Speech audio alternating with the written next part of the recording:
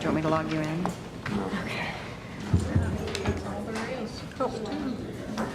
Okay. Good evening, everyone. Welcome to tonight's special meeting, the Greater Clark County School Board of Trustees. Renee, if you would show all board members present, please. And if the public would please join us for the Pledge of Allegiance. I pledge allegiance to the flag of the United States of America and to the republic for which it stands, one nation, under God, indivisible, with liberty and justice for all.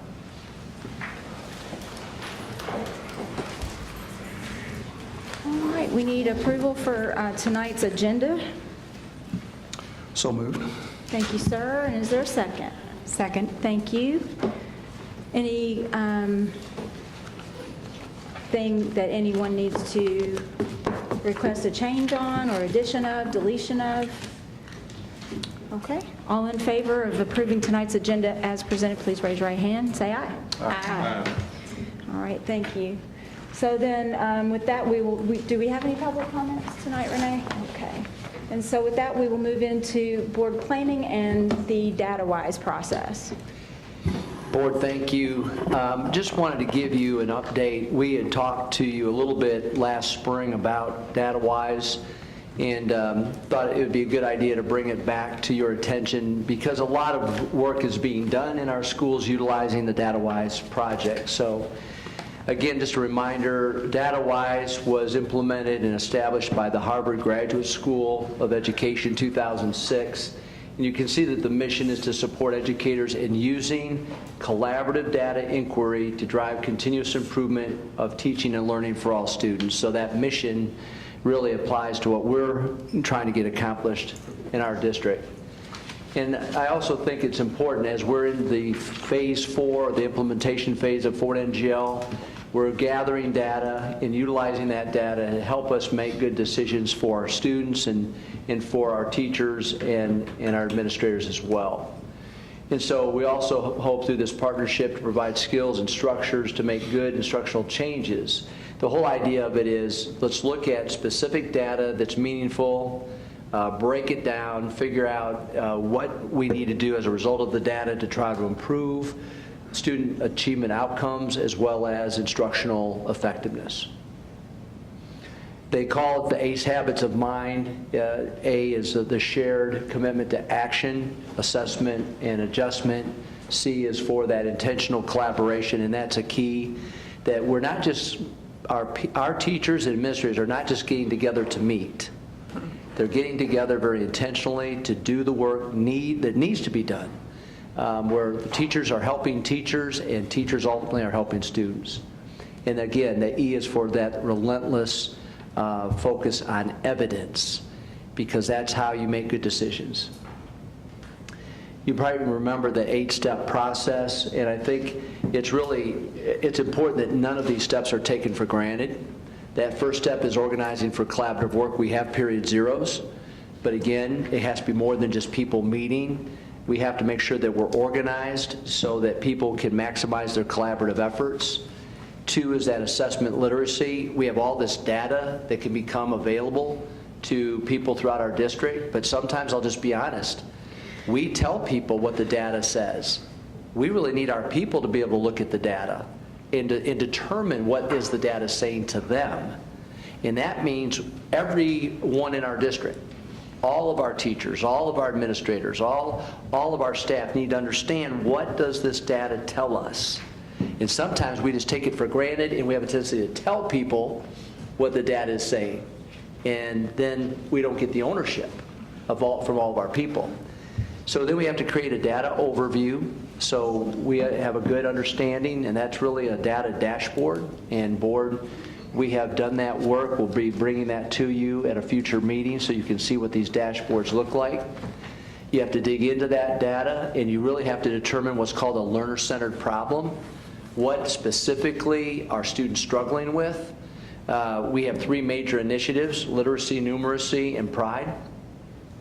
If a building decides within their building they need to focus on an issue relative to literacy, that's not good enough. What is the specific issue in the building? Is it reading comprehension? Is it phonemic awareness? Is it vocabulary? What is the issue?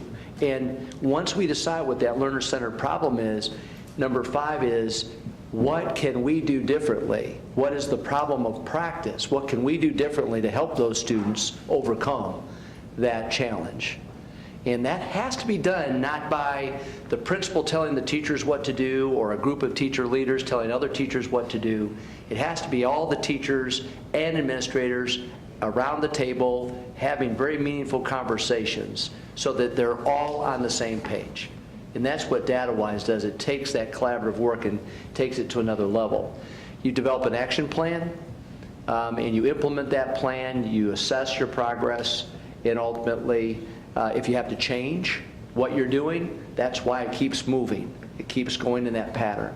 So that's the process. We studied the concept in 15-16, in 16-17. All of our schools used this process to some extent in terms of their school improvement plans. What we found out that every school was a little bit different in terms of their implementation. We didn't want that to continue. We wanted to do it with better fidelity.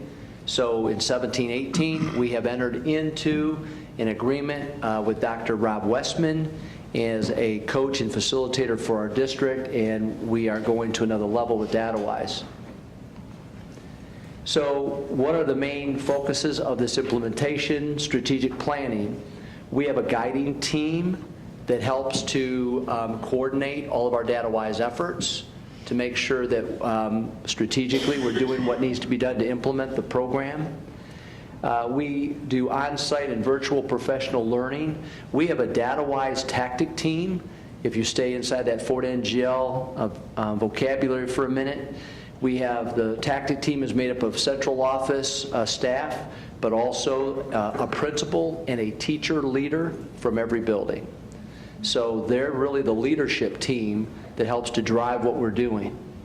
We are also providing very strong targeted assistance to Northaven, Parkwood, and New Washington Middle High.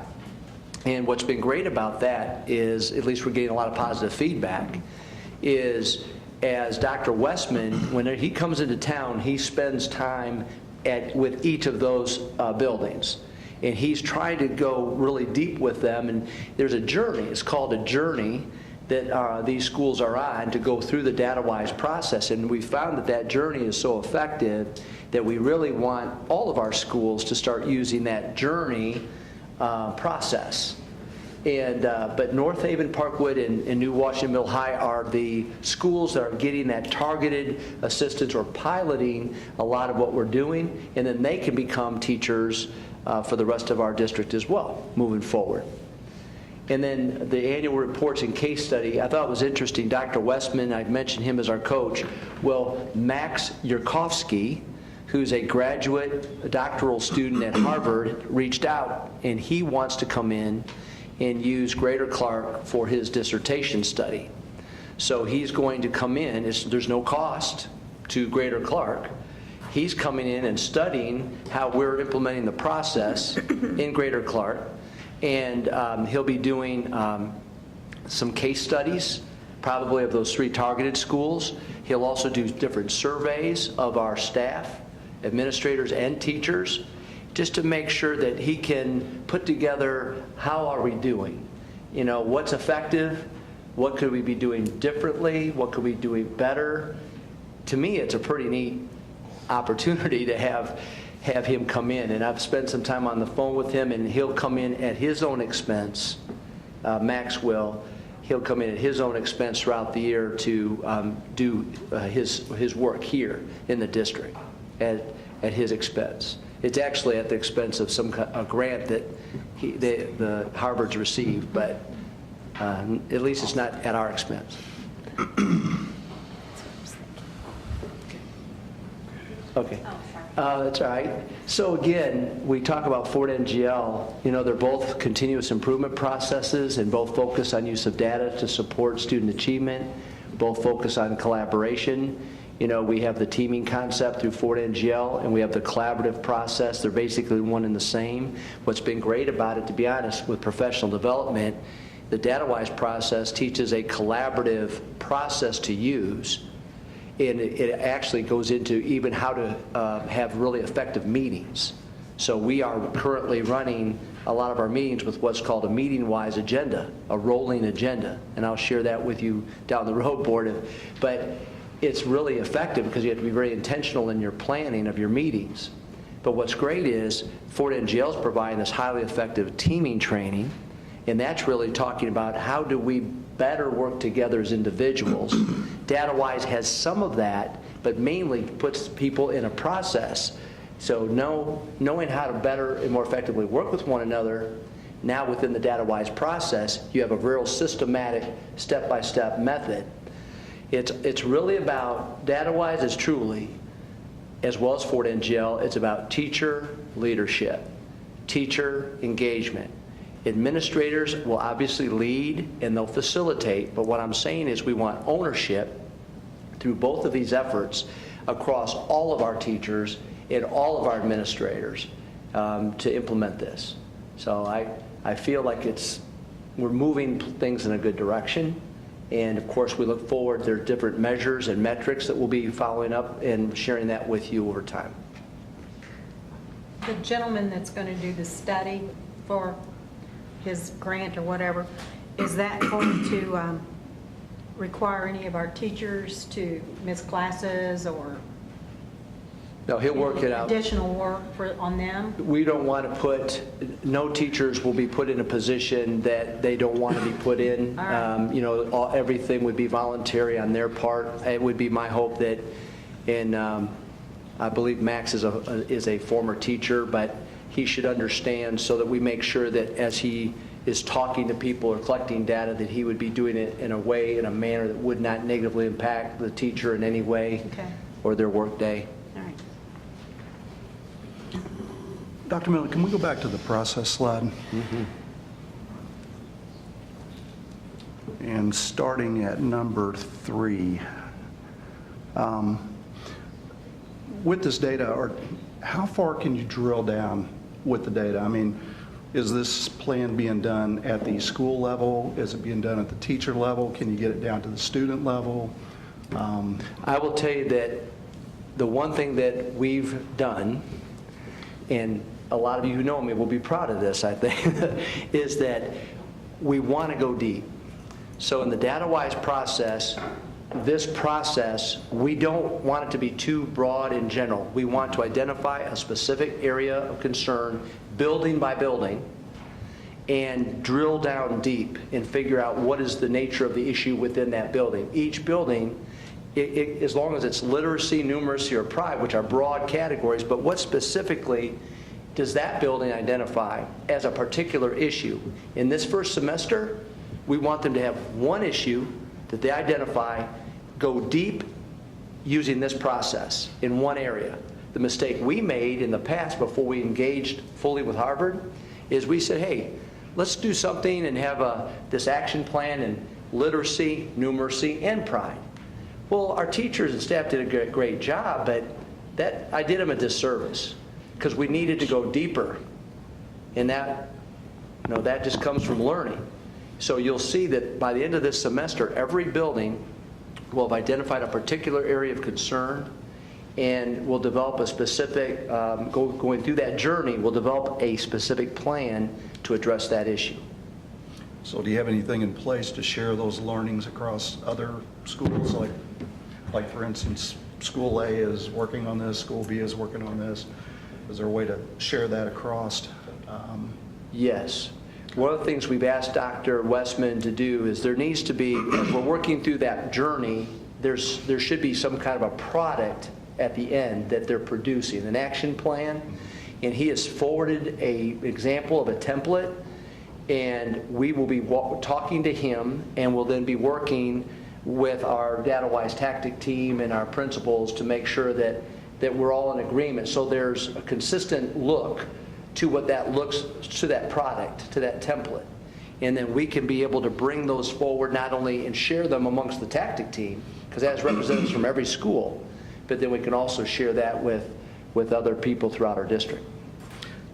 We've done a good bit of this where I work at, and You know, we've developed action plans that actually can be the templates for them. You know, if you have this problem, here's a couple of off-the-shelf development plans that you can work with, you can take, and that have proven, now you may have to tweak them, but, you know, it gives you a good start because it's been proven somewhere else. So I'm just kind of curious on how that was going to work here. We have an academic team that we've created, and both Dr. Hartledge and Ms. Pfeiffer are co-facilitating that, but it's a group of like 14 of our central office people that meet regularly, and then what they'll be doing is helping to facilitate this and having those conversations with the academic team and taking it down into our administrative groups and then continue to take it further down. So if there's a best, what is determined to be a best practice in some building, like, look at this building, this is what they identified as a specific concern with reading comprehension, and look at how they knocked it out of the park,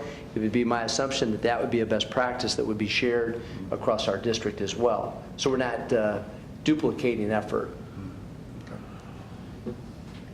Sounds good. Thank you. Thank you. Thank you, Board. Any other questions, Board? Okay, thank you for the update.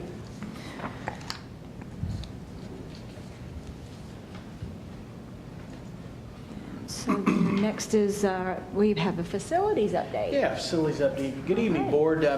Really proud of the whole department, our custodians, our maintenance crews, the laborers. We've been busy all summer and wanted to share kind of where we've been this summer with an update. I think Melanie and I counted about 60 pictures that we were able to go through the last several days to kind of pick. So we wanted to highlight a few of the great ones. The first thing, though, is, Board, I promised you that we would give you a list of the facilities tactic team to look at the downtown. So you have that as part of the presentation. I think you'll see there are city officials from the mayor's office, the city council, there are parents from both of the schools, principals, teachers, and then there's a representative from Charlestown and one from New Washington. So a pretty good variety there. We're actually still meeting with 2 or 3 other individuals, so there may be some additional members. And then we have been working with the Estopanol group to create the agenda, and our first meeting is Tuesday, August the 29th from 6 to 7:30. So we're excited to get that work started, and I promised you a list of names, so that's there. There's the team as of right now.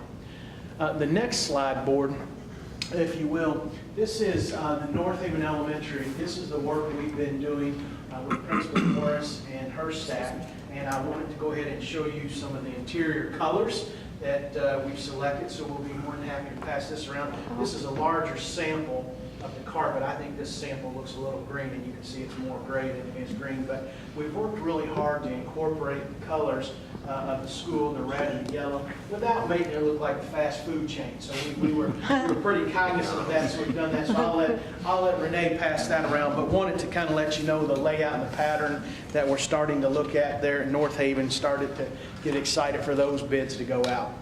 The next one is Charlestown High School, and some of the work we've done there over the summer with the gates, and then with some of the landscaping. That was right before we had our kickoff for the faculty. So really proud of our landscapers.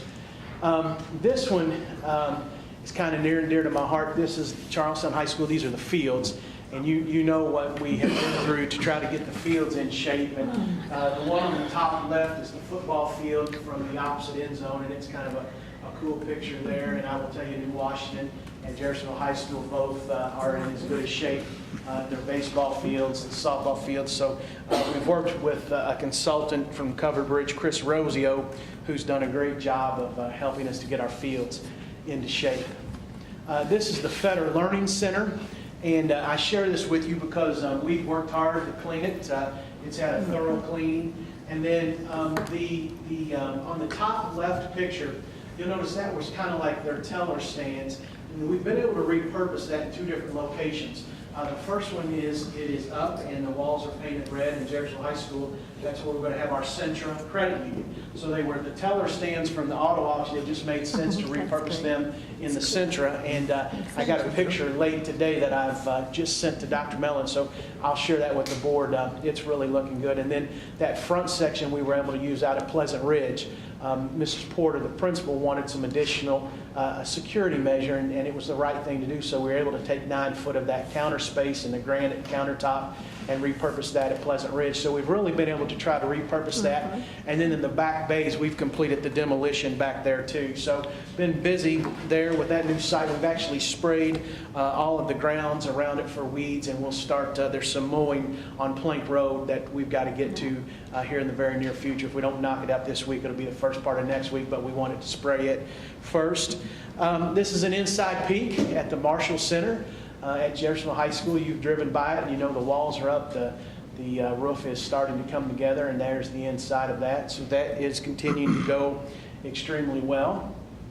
At Jonathan Jennings, the new sign is up, and they have new striping in their parking lot. We completed that just this past Saturday, and one of the things that they said has made all the difference in the world is that blue line next to their SRO, the police SUV right there. So that had a spot for them, and they liked that, and it was something they asked for. So continuing to create some safety zones and some parking spots. So we've been working with a lot of our schools on striping and some seal coating over the summer, so we're pretty proud of that too. New Washington Elementary, there's the cafeteria, some before and after. So we hit that over the summer. We hit the hallways and the gymnasium too, that we've got to go back and do a little bit of touch-up work, but we were able to get in the cafeteria and I think really make some improvements there. Parkwood Elementary, you can see that's again our summer painting crew. And then the bottom, I don't know if you saw it on Twitter, but that's the Jeffersonville High School wrestling team did that, some of the landscaping. They landscaped 3 of our elementaries, and we did that as a fundraiser for them. I kind of threw it out there for some coaches, and Coach Struck took me up on it, and he was able to get a crew of parents and students. We, of course, supplied all the mulch and all the equipment, and they saved us the labor cost. So they did 3 of those, and then we worked out an agreement with them. And I feel really certain we did it just kind of to see how well it would take off this summer. But I think now that we've got a year to plan, that's something that we can look forward to maybe doing at Charlestown and New Washington, because so many of those groups look for fundraisers, and what a neat way to do a fundraising activity, and it helps us, I guess, kind of keep the money in-house too. So kind of win-win all the way around. So I wanted to show you what a good job they had done there as well. Pleasant Ridge Elementary, if you'll notice the top picture board across the front, you'll see that has the blue stripe going across, and then if you look up to the left, the top, you'll still see that's purple. That's still a work in progress, but we're painting all the way around that with the Charlestown blue. We finished Jonathan Jennings in June. We started on Pleasant Ridge. We'll finish that, I would say, in the next 3 or 4 weeks. We pulled the painters off for another job for a couple of days, but we'll finish that blue, and that blue will match. So Pleasant Ridge and Jonathan Jennings will match from the outside, and they'll have that Charlestown blue. And then we've done some interior work there with the paint crew over the summer there at Pleasant Ridge as well. At River Valley, you can see that there at the bottom, you can see the swamp before and after. So pretty dramatic. And I will tell you, I didn't realize how big of an area it was. It's a pretty big area where that swamp was. Board, we've been able to put the buses in the back, and they pre-stage in the back. The students come out of the gymnasium. Dave Rarick asked for that as a safety instead of, it used to be the buses were pulling around where the swamp was, and there was constant traffic flow and the kids coming in and out. And this is a much safer environment. The buses are staged, they're stopped, the kids come out to them, they're not in motion. We're able to load and move them on. And the other thing we've been able to do is move the cars over to the swamp side and put them in twos. And we've been able to get all of the cars off of Veterans. So if you were ever there during dismissal, that car line was in. So we have a lot more queuing area that we've been able to create to get those cars off Veterans to create a little bit more of a safe environment. So we've done a lot of work on the outside with River Valley, just in an attempt to try to get some things safe there. Another outstanding job at Riverside where they did the landscaping. All of our buildings were landscaped over the summer. Thomas Jefferson is next, and you'll see there some painting. The painting crew did a lot of different things, all the way from the yellow curbs to restrooms to classrooms to a couple of locker rooms. So we kept them busy as well. And then I think our last slide there, Renee, is Wilson, and we had some water damage right at the end of school. That was a computer lab that actually flooded. So we had to take everything out, repaint that, and put new carpet down there at Wilson. So it was a very busy but productive summer. Very proud of everybody, and just wanted to share some of the good work they've done. Still plenty to do. It never ends, but they've really done a great job over the summer. So just wanted to share that with you and say thanks as well. Just for the record, that's not a swamp. That was intended to be. Now, you just stand there and listen. I'm listening, and you are right, it is not a swamp. It absolutely is not. It was intended to be a science, and it did at the beginning of the invention of it. It was an outdoor science ecological study where they had specific kinds of animals that swam around, whatever those are. And it was very effective. It was very effective as long as we had science teachers who were willing to take that step. But it was never a swamp, sir. Okay. How deep would you estimate it ended up being when they were trying to clear it out? 12 feet Wow. in the middle. Are you kidding? No. 12 feet? That's The definition of a swamp is an area of low-lying uncultivated ground where water collects. Thank you. Thank you. It's amazing, there were no fish. But there's also a definition, overwhelm of flood with water. So There were no fish, it was full of turtles. The turtles had Yeah. eaten. what'd we And do they with had- the turtles? They had names. We relocated them. Clark Nichols relocated them out to the port. Oh, I thought one of those name was Clark Okay. Nichols. I'm like, oh, that's cool. You named a turtle Clark Nichols. He'd be happy. I have a question on Wilson Elementary. You said you had to replace it. Is that in the cafeteria area Right downstairs? off the end of the cafeteria, yes, sir. Okay. It's that back, yes, you walk across the cafeteria and that's right there off of it, yes, sir. Now, I was noticing at Utica Elementary, they took carpet out. Yes, sir. Is that the plan for the future? Because that seems like that works pretty good and it's easy to clean. I'm glad you asked the question. Dr. Miller and I had this conversation this morning. I think there are two, don't quote me on this, but I think we're down to 2 elementaries that have carpet. It's Wilson and Thomas Jefferson. I have quotes on both of them. And it's one of those things I'm hoping to make the final decision by October so we can do a fall break. As long as the funds stay where they are, I think we'll be able to knock out the last 2. We did Utica. We've been trying to do the schools as the funds become available. I think we'll be able to knock out the last 2 and get that LVT put back down. So what made me think of this is that I'm seeing carpet here. Is that for a classroom? It is. or- That's a computer room. Yes, sir.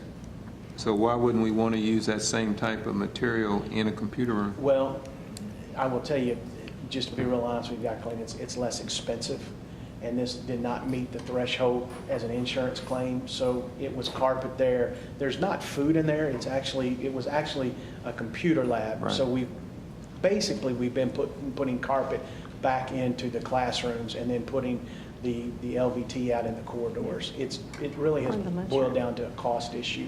There was carpet in there. That's what the principal wanted put back in, so that's what we put back in, and then we'll put the LVT in the cafeteria when we replace it. But principals don't clean it though, do they? No. Well, no, but that's just a classroom. But yeah. I'm just messing with you, Travis. I have one more other question. Now, we did not violate any child labor laws. Absolutely not. Or some of that stuff we We did. would never do that. We took good care of them. They had water, Gatorade, and everything, so they were good. And they had a job, that's for sure. Any other questions about facilities? Thanks, board. Thank Appreciate your you. support. Thank you. Thank you. Everything looks really good. We don't have anything for policy review, but April, we will have policies to vote on at the next board meeting? In 2 weeks, that's correct. Okay, just wanted to remind everybody, those policies that were on last meeting's agenda, need to make sure and review them because they will be up for action. All right, fund monitoring.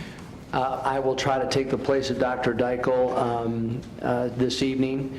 As you can see in our general fund, we have an estimated cash balance at the end of 2017 of $654,000. And again, as you look at that, that's an estimate. Dr. Dykle's been pretty close in his estimates over time.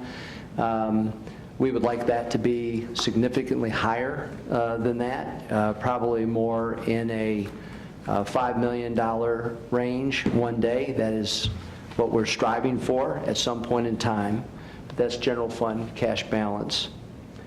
And then inside of the debt service, you can see that we're estimating at the end of 17, $830,000 cash balance. And again, debt service board is where when we borrow money and have to pay it back, that's where that all occurs. And that's the one fund that's a tax fund that we're obligated to make sure that no matter what happens, that we're meeting that obligation. So we have a little bit of a cash balance, at least estimated at this point, in debt service. In pension debt, that's next, and we have to fund our pension debt obligation, and so that's where you can see that dollar amount. There's not a huge estimate of cash balance at the end, and that's pretty much what we're looking for in that fund. Capital projects.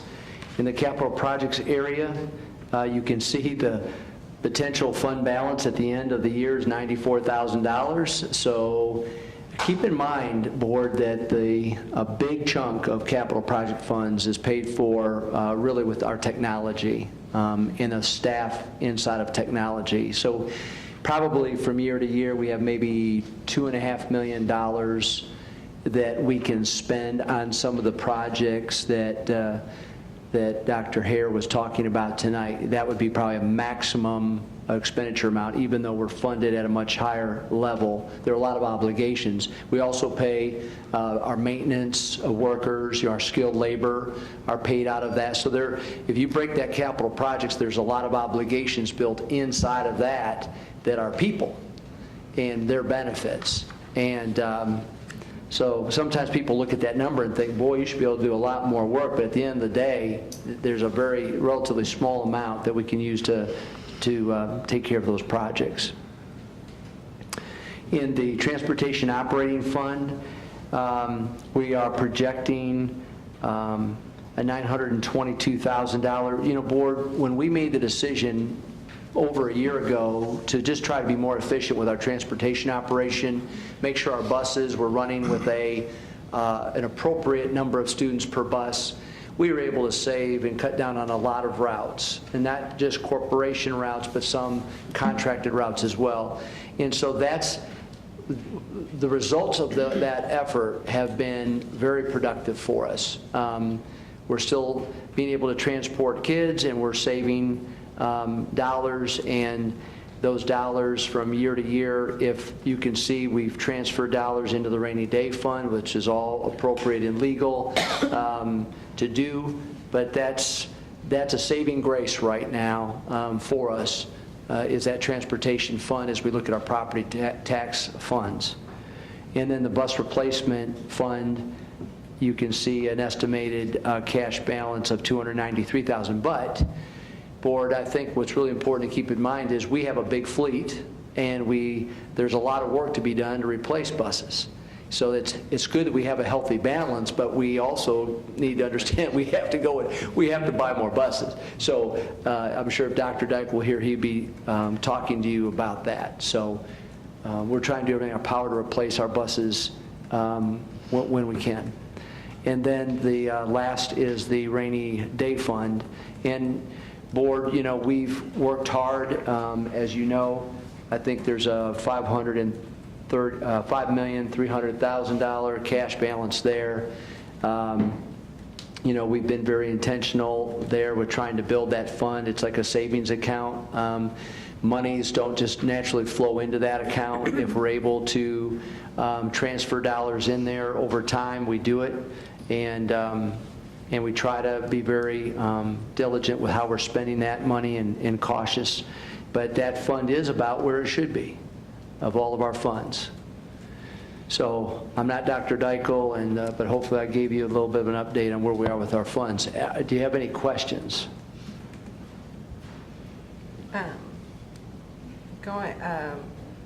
Yes. I'll go capital projects fund. The revenue, that puts us back in the positive, and I know we want that mostly to be gone. What in January is going to renew that? in January. What happens is they're tax-supported funds, so what will happen is we receive a tax reimbursement from the county generally. You okay over there?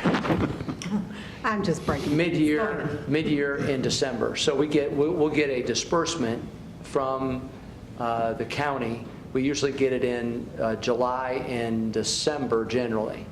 And so those are when the dollars come flying. We only get tax funds twice a year that come in and replenish. And that's why oftentimes we sometimes have to do tax anticipation warrants. So we sort of borrow money with the idea that we know we're going to get that money back, but we have to borrow for cash flow purposes. Does that answer your question? Yep, so we'll get the revenue in December that will bring us back in the positive, but we won't get another revenue guaranteed until July? Right. So that's, yeah, and so that creates a cash flow problem. Yes. Because so we can anticipate what that amount of money will be, but because we know we're not getting the dollars except those 2 times a year, that's where you have to be creative and go out and borrow the dollars you need and then just pay back as soon as you get your disbursement. I wish it was done differently, but that's how it is. And I will tell you, I mean, we've been pretty lucky the last several years to get our disbursements in a pretty timely fashion, faster than some counties. So that's helpful, because you don't want to keep carrying that obligation too long. So it's, Clark County has done a good job, in my opinion, over the last several years to make sure that those disbursements are made in a more timely fashion to us. It wasn't always the case. We were spending tens of thousands of dollars in interest because we were getting our tax payments late. But they have done a much, much better job, so I agree. That was always a real frustration, though, because you're trying to explain where your tax dollars are going. Well, to pay interest. Yeah. So it's much better, much less stressful. So, any other questions? Nope. Okay. Thank you. Thank you. So next we have student achievement. Hello, good evening. We brought tonight a review of our YMCA Power Scholars Summer Academy. I have Mr. John Santry with me. He is the director for the 2nd year of this particular program that we've hosted here within Greater Clark, and he's also one of our teachers at Cordon Porter. So I'm going to turn things over to him and let him give you an overview of the great things that happened this summer. Evening, Board. Good evening. I'm reporting a successful program. We address summer slide for students in a 5-week process. We had signed up 72 students. We averaged 56 on a daily basis, which we're competing with a lot of different summer activities. We collaborated with the Y. During the school day, 8 to 12, the students receive an English and a math. Following STAR testing, we attack their deficits. Along with that, they also receive a lunch and a breakfast. In the afternoon, they learn some collaborative skills and team building skills with the Y staff, who are highly trained and really active and go get it. One of the selling points, getting these kids to come every day. And excuse me, we refer to them on a daily basis as scholars. And we identified what a scholar was. And bottom line, it was they're coming to learn, not for me, not for their parents, not for anybody, but for themselves. That made a difference in how they looked at themselves. And these scholars came every day willing to learn. It was fantastic to watch the growth in a week.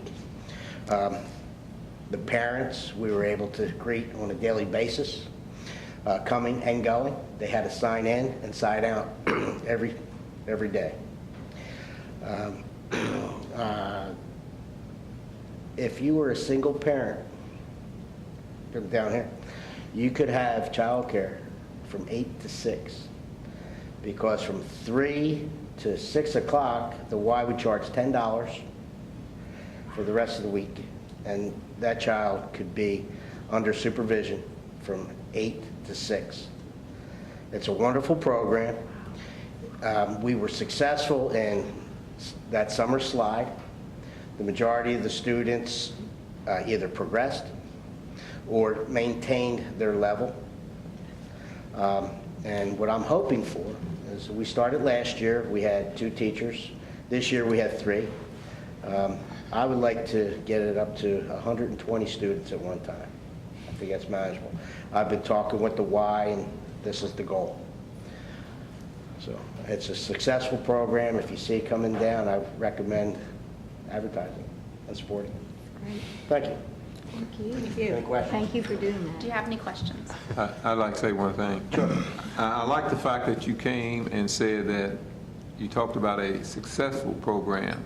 You didn't say, well, we had a program. You started out by saying, let me tell you about a successful program, and that's good. Being positive, always good, and I like what you said about the calling students scholars, because names do have a way to impact students' thinking.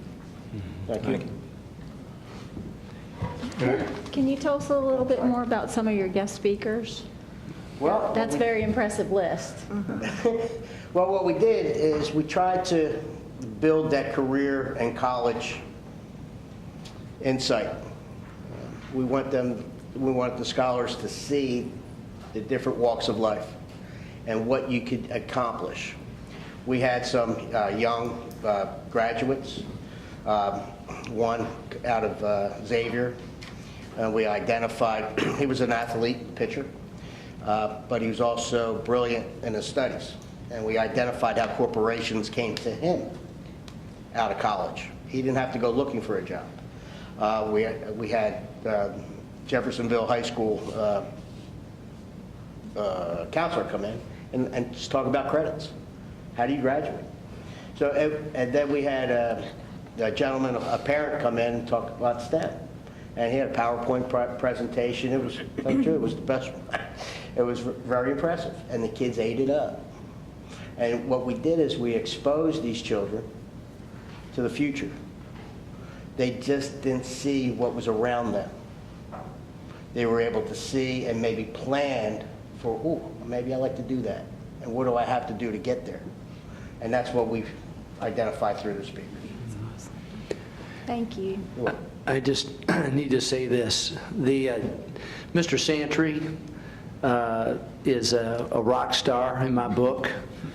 I've seen him for all the time I've been in this school system. I've seen him work with students, all shapes and sizes. He never quits, never gives up, always has a positive spirit about himself. I think that culture that he exudes is what you see as you walk into River Valley Middle School with the summer program, because I had the good fortune to go over there and speak to some kids, and the kids were outstanding as usual, but they get a great role model every day. So we couldn't have asked for a better person to help us lead that program than Mr. Santry. Thank you.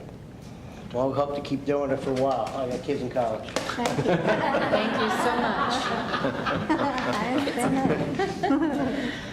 that.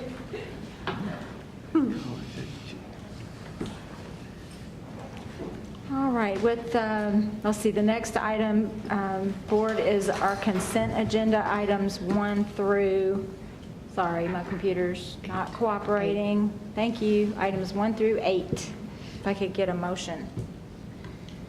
So moved.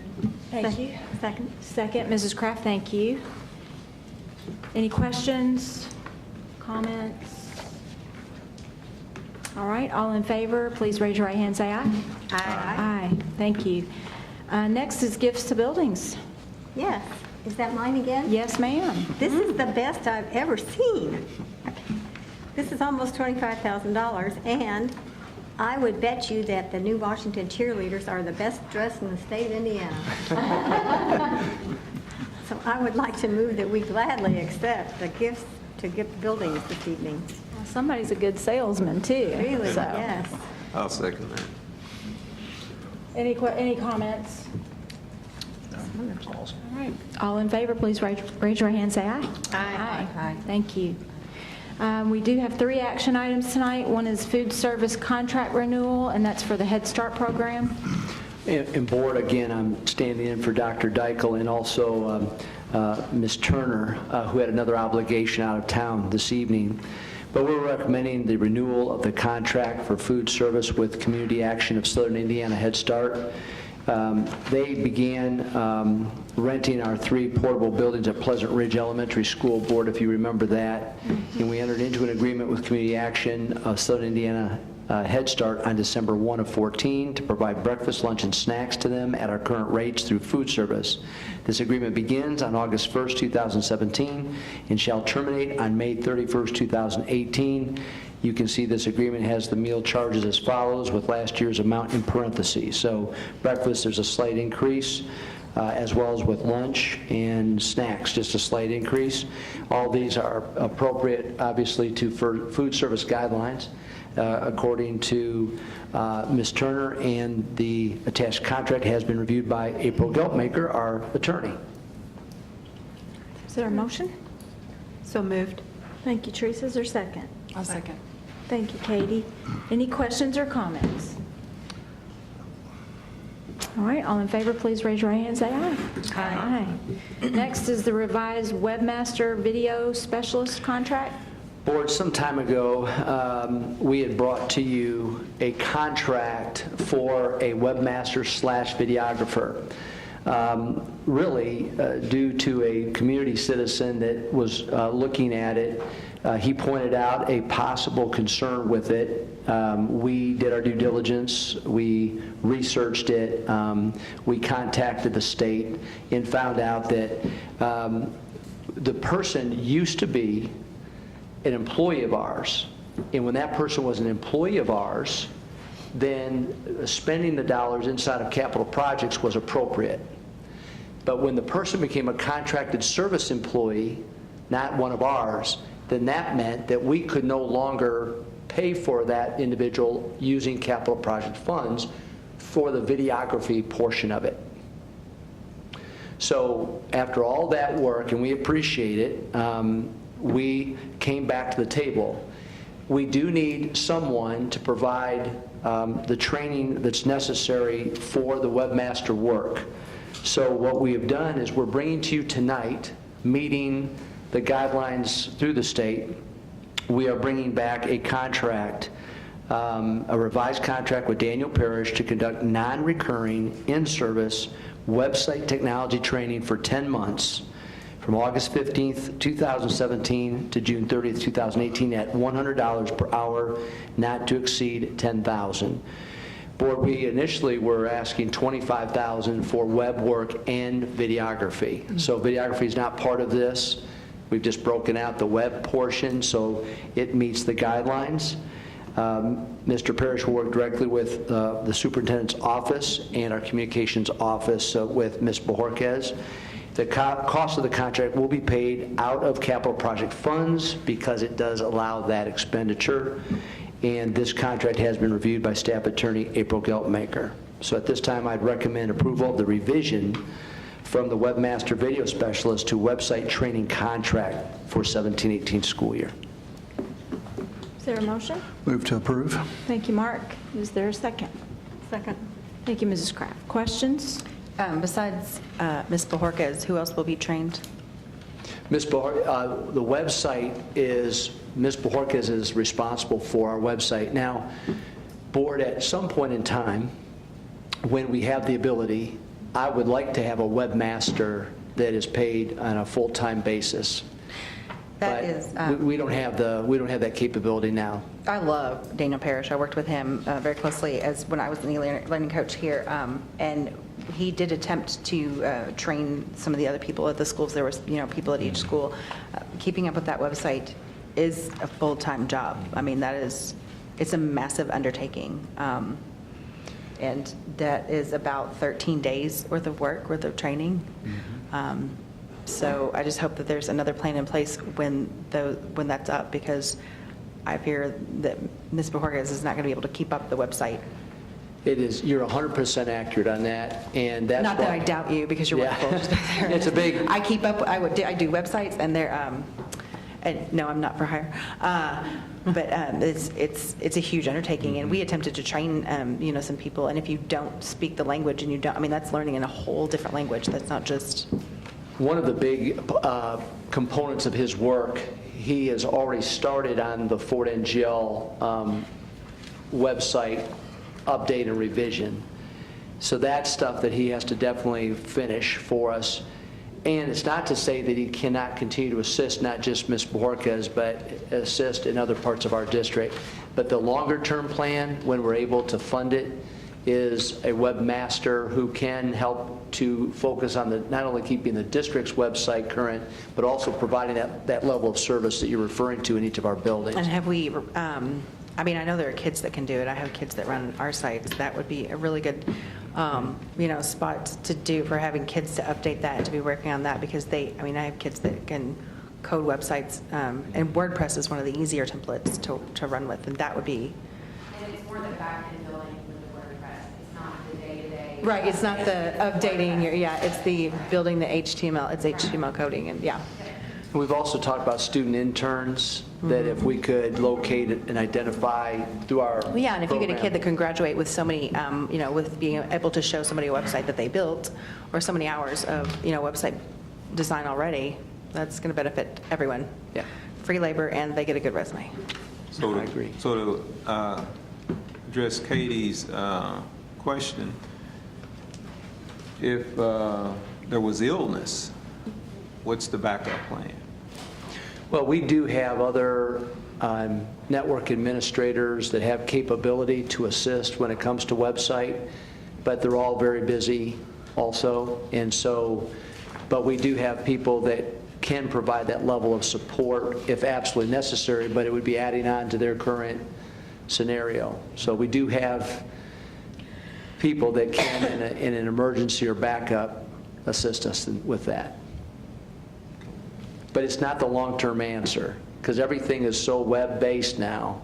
It is, and that's the first thing people see when they want to come. They will look up the school and they go to your website, and if it's not user-friendly, if it doesn't tell the story, if it's got old pictures on it, people are going to know. If the calendar is not updated, that's the first thing they're going to recognize. Yeah. I also scroll to the bottom and see when the last copyright date was, because I'm judgmental, so it's very important.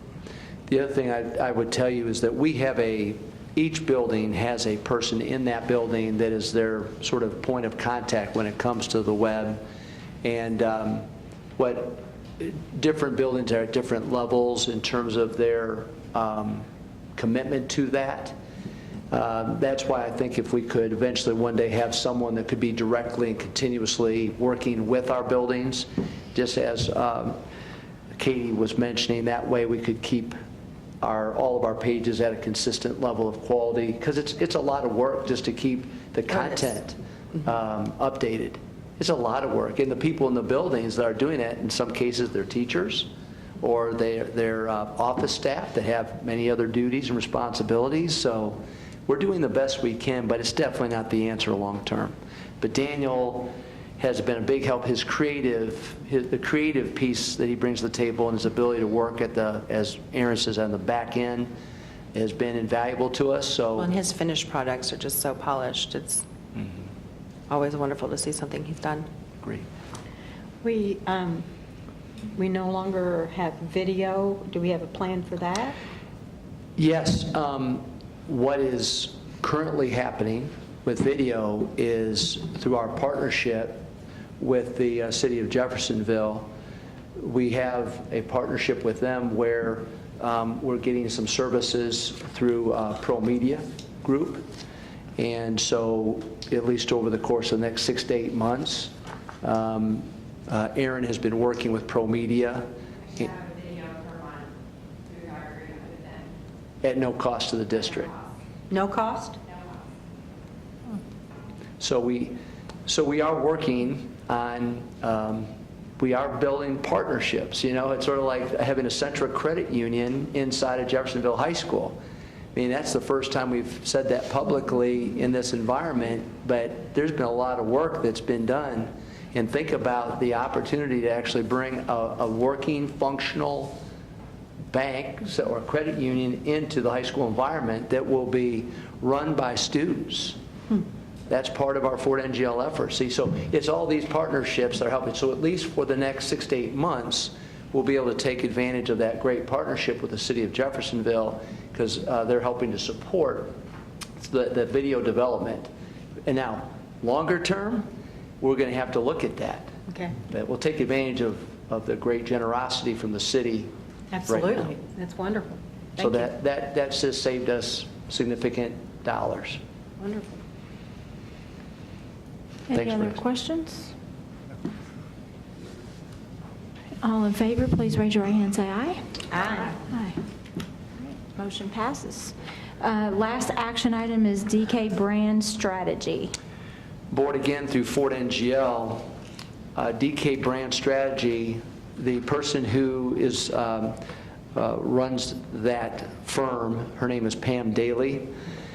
She was primarily responsible for the Fort NGL implementation in Nashville, Tennessee. She has extensive background. She worked on some tremendous national campaigns throughout her career. We brought her into this area, not at our cost initially. She came into our area some time ago. She happened to come in at a time where we had a steering committee meeting. She spent time with Aaron. She spent time meeting with our marketing and communication tactic team, which is part of our Fort NGL implementation.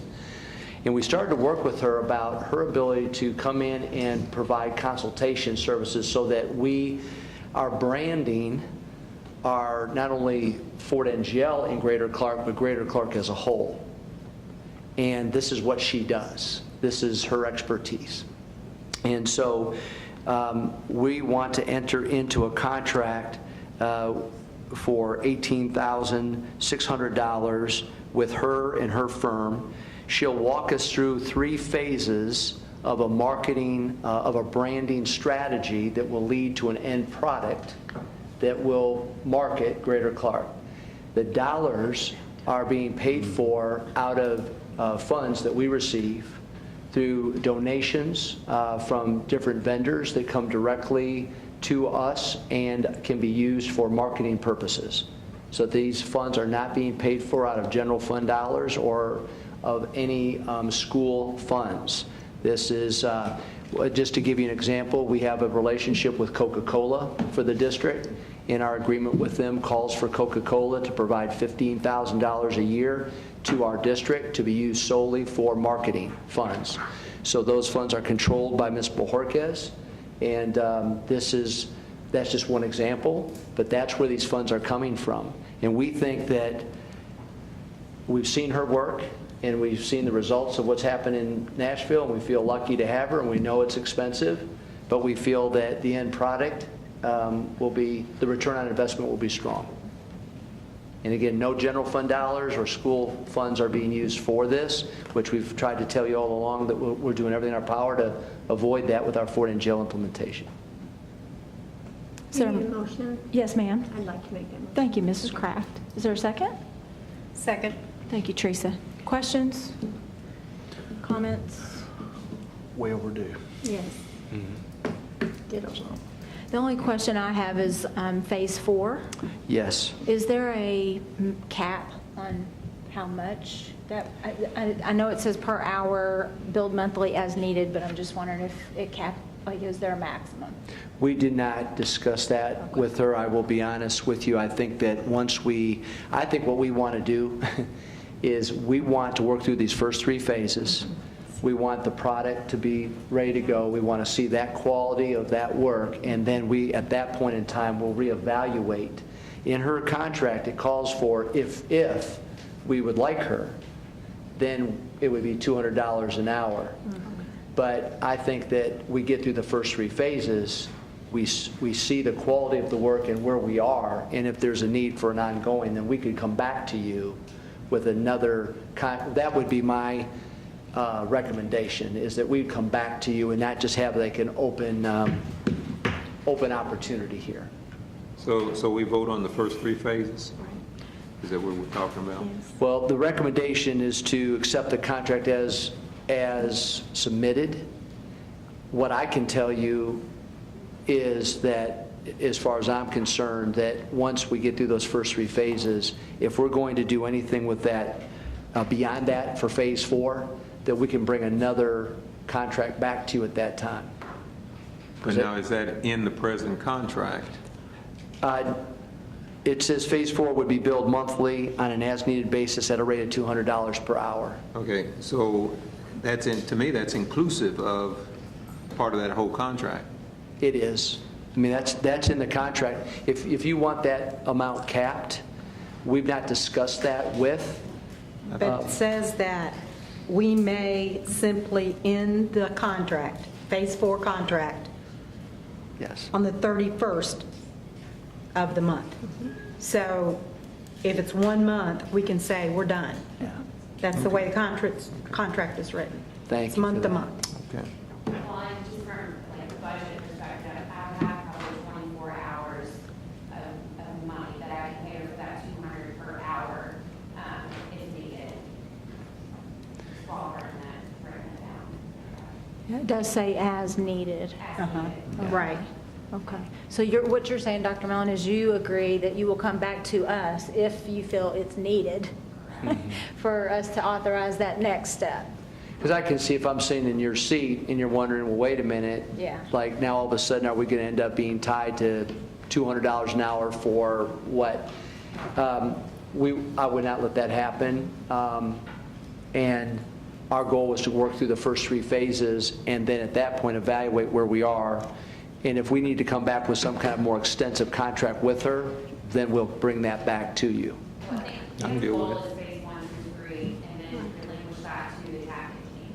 That as needed is just, if we do have questions for her, I think that's why it's written. I don't have any problem. You And okay I with think that? since she put in there by the 31st of the month, Yeah. that gives us Yes. an out right there. Thank you for catching that. Any other questions? Dr. Mellon, just, I like it, you know that. How can we kind of gauge the progress? I mean, it says Phase 1, Phase 2, Phase 3, but is there a deliverable at the end of Phase 1, at the end of Phase 2, at the end of Phase, to make sure that we're on track with what we're contracting for? There would be, she takes us through what's called the wheel of debt. Really, the deliverable is at the end of Phase 3 with our 3-year plan. So Okay. we can into that. Okay, so there's no intermediate step or intermediate checks to say that we like the product or it's going in the right direction, or?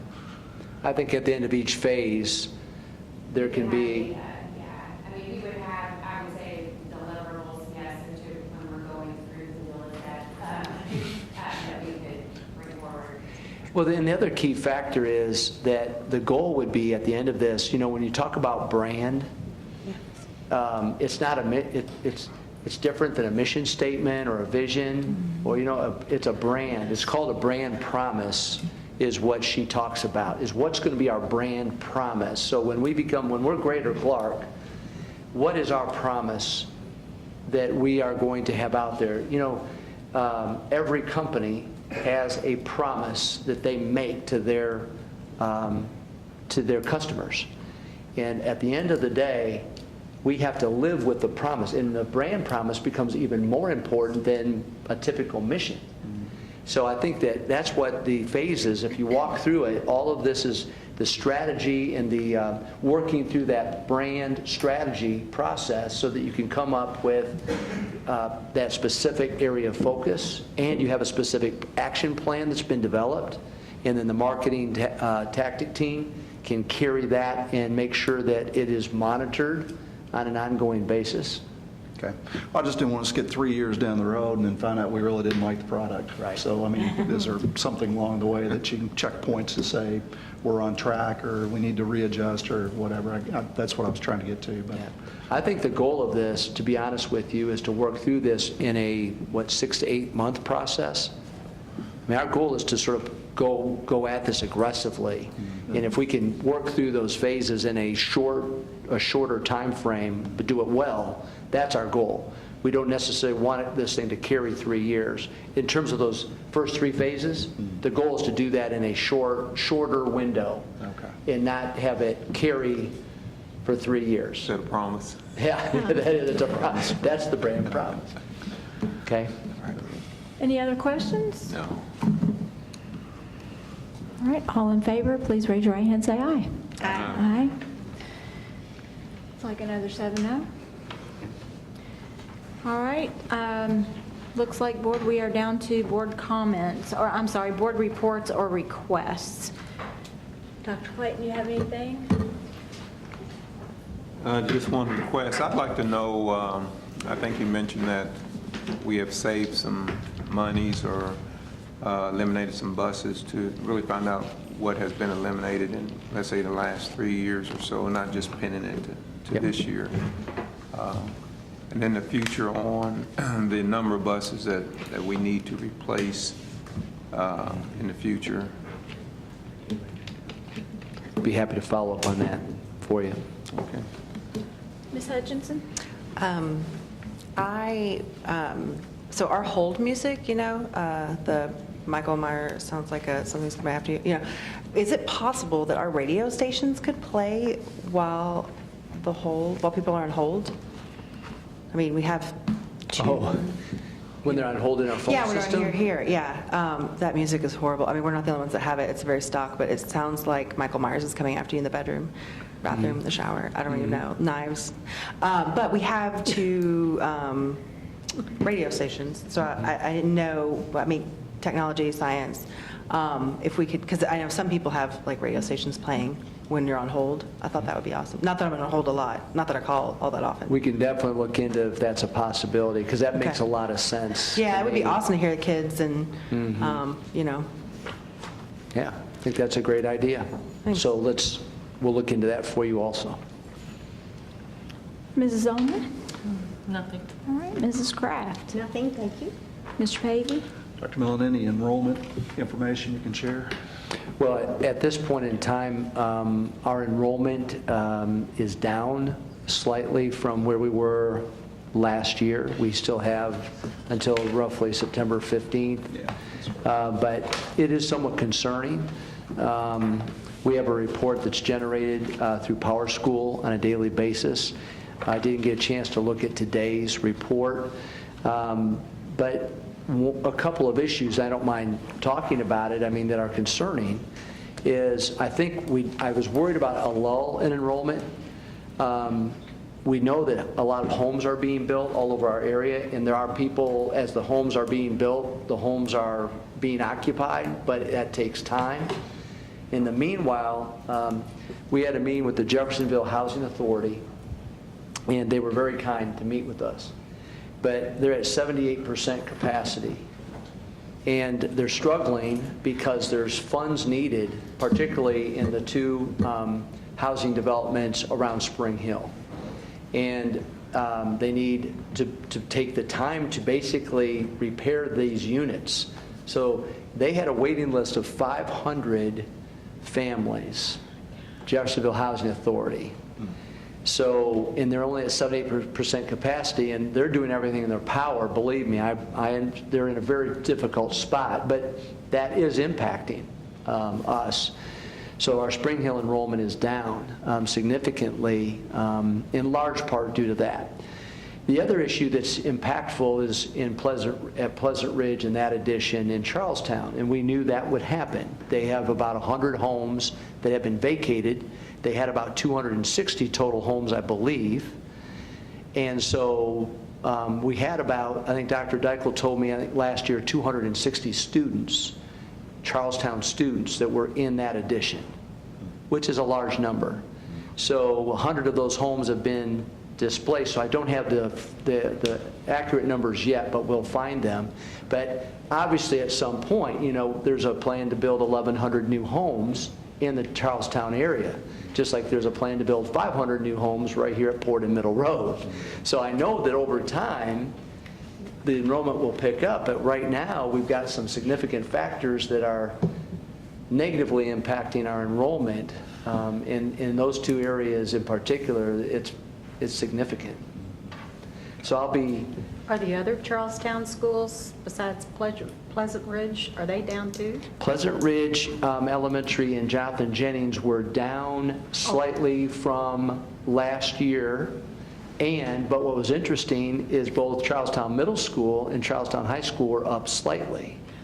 So it was very interesting to see the elementaries are both down, and they saved by about 50 students in those two elementaries, and just Spring Hill was down about 40. So that's a significant number, but those are two real factors, and we've been talking and meeting, and we're doing what we can, but so we'll have at the second meeting in September, we'll be able to give you a more final report. Well, I appreciate that. Yep. Ms. Perkins? No, thank you. Right, I do not have a report or a request either.